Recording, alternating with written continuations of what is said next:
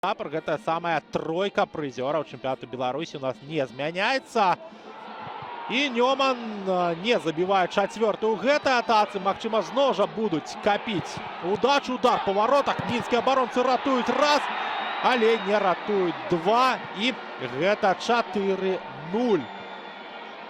Гэта яшчэ адзін гол ад Нёмана. І зноў жа забівае футболіст, які выйшаў з лаўкі запасных. Гэта Ілля Кухарчык.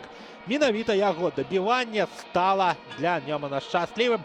І вось толькі пасля ліку 4-0 бачым мы усмешку на твары Ігора Кавалевіча. Усё ж таки на секунду, магчыма, нават на долю секунды Ігор Кавалевіч усміхнуўся. А нашым матчы 4-0. І тое, што Кавалевіч хацеў, ён сёння і пабачыў каманду, якая для сваіх заўзятараў будзе біцца, будзе перамагаць, будзе забіваць. Ну а Мінск, такое пачуццё, што сёння ўжо прыехаў як на адпачынак менавіта.